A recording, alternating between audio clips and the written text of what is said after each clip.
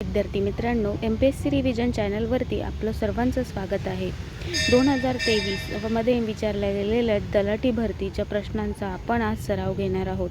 TCS पॅटर्ननुसार होणाऱ्या 2025 मधील प्रत्येक भरतीसाठी हे प्रश्न उपयोगी पडतील. तसेच वनरक्षक आणि पोलीस भरती या प्रश्नांचा उपयोग तुम्हाला नक्कीच होईल. तर चला आपण आपल्या व्हिडिओला सुरुवात करूया. आजचा पहिला प्रश्न, आर्य समाज चळवळीबद्दलच्या खालील विधानांचा विचार करा. स्वामी विवेकानंद हे आर्य समाज चळवळीचे संस्थापक होते. आर्य समाजाचे पहिले एकक औपचारिकरित्या 1875 मध्ये बॉम्बे येथे स्थापन करण्यात आले होते. दिलेल्या विधानांपैकी कोणते किंवा कोणती योग्य आहेत ते ओळखा. ऑप्शन आहेत 1 आणि 2 हे दोन्ही. ऑप्शन नंबर 2 1 किंवा 2 यापैकी एकही नाही. ऑप्शन क्रमांक 3 फक्त 2. ऑप्शन क्रमांक 4 फक्त 1. तर आपलं उत्तर आहे ऑप्शन क्रमांक 3 फक्त 2. म्हणजेच आर्य समाजाचे पहिले एकक औपचारिकरित्या 1875 मध्ये बॉम्बे येथे स्थापन करण्यात आले होते. प्रश्न क्रमांक 2 मध्ये 1898 मध्ये यांनी वाराणसी येथील केंद्रीय हिंदू महाविद्यालयाची स्थापना केली होती. ऑप्शन आहेत अरुणा असफ अली, एनी बेझंट, सरोजिनी नायडू आणि कमला नेहरू. तर आपलं उत्तर आहे ऑप्शन क्रमांक 2 म्हणजेच एनी बेझंट. प्रश्न क्रमांक 3 खालीलपैकी कोणत्या संस्थेने भारताचा भूस्खलन नकाशा तयार केला आहे. ऑप्शन आहेत केंद्रीय जल आयोग, राष्ट्रीय आपत्ती निवारण दल NDRF, national aeronautics and space administration आणि ऑप्शन क्रमांक 4 भारतीय अंतराळ संशोधन संस्था. तर आपलं उत्तर आहे ऑप्शन क्रमांक 4 भारतीय अंतराळ संशोधन संस्था म्हणजेच इस्रो. प्रश्न क्रमांक 4 नागरिकत्व अधिनियम 1955 च्या अंतर्गत जन्माने भारतीय नागरिकत्व मिळू शकते. ऑप्शन आहेत कलम 5, कलम 6, कलम 4 आणि कलम 3. तर आपलं उत्तर आहे कलम 3. कलम 3 अंतर्गत आपल्याला जन्माने भारतीय नागरिकत्व मिळू शकते. प्रश्न क्रमांक 5 13 डिसेंबर 1946 रोजी यांनी उद्देश संकल्प मांडला होता. ऑप्शन आहेत JB कृपलानी, सरदार वल्लभभाई पटेल, डॉक्टर राजेंद्र प्रसाद आणि जवाहरलाल नेहरू. तर आपलं उत्तर आहे ऑप्शन क्रमांक 4 जवाहरलाल नेहरू.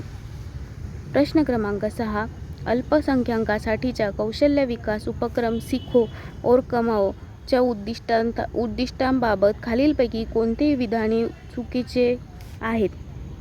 13व्या योजनेच्या कालावधी दरम्यान अल्पसंख्याकांच्या बेरोजगारीचा दर कमी करणे, उपेक्षित अल्पसंख्याकांसाठी उत्तम उपजीविकेचे साधन निर्माण करणे आणि त्यांना मुख्य प्रवाहात आणणे. ऑप्शन आहे फक्त 1 किंवा 2 पैकी एकही नाही, फक्त 2 आणि 1 आणि 2 ही दोन्ही. तर आपलं उत्तर आहे ऑप्शन क्रमांक 1 फक्त 1.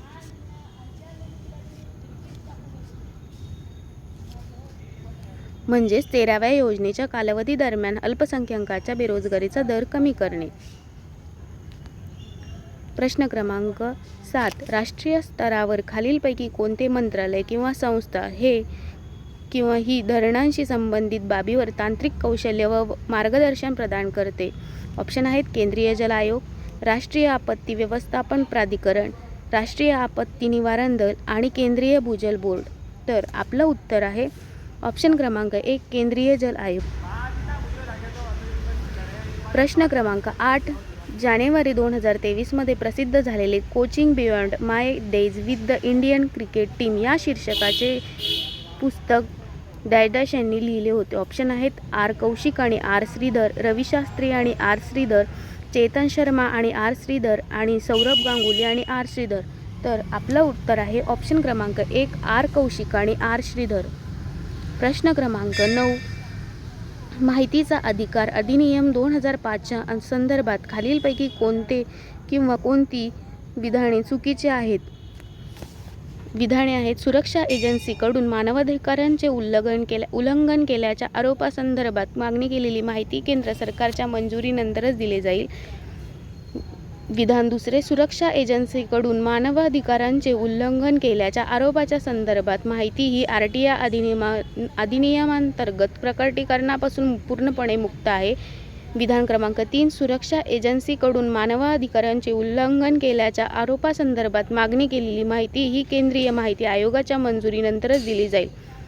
पर्याय आहेत फक्त एक आणि 3, फक्त 1 आणि फक्त 4. तर आपलं उत्तर आहे ऑप्शन क्रमांक 2.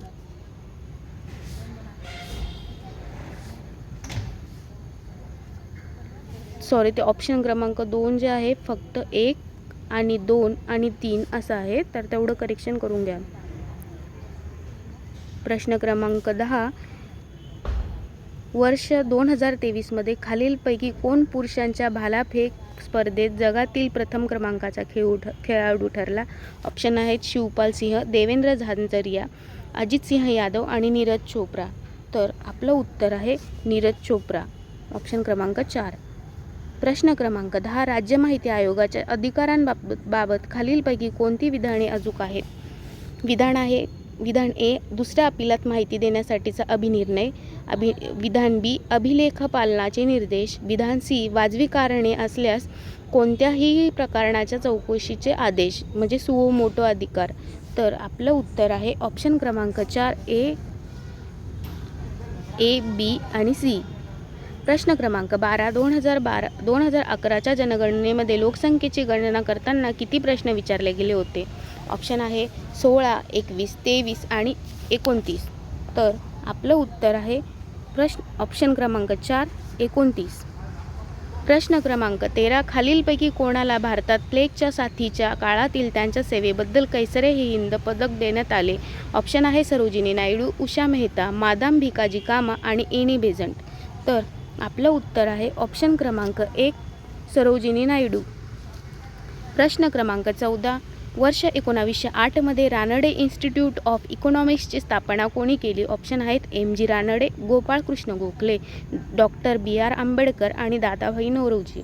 तर आपलं उत्तर आहे गोपाळ कृष्ण गोखले, ऑप्शन क्रमांक 2.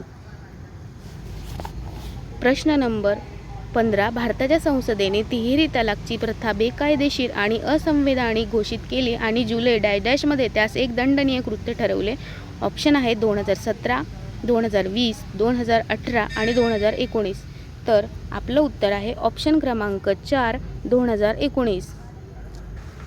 प्रश्न क्रमांक 16, DNA मधील आम्लारी आणि शर्करा यांच्या दरम्यान तयार झालेल्या बंधाचे नाव काय आहे? ऑप्शन आहे ग्लायकोसाइड बंध, हायड्रोजन बंध, पेप्टाइड बंध आणि फॉस्फोडायस्टर. तर आपलं उत्तर आहे ऑप्शन क्रमांक 1, ग्लायकोसाइडचे बंध.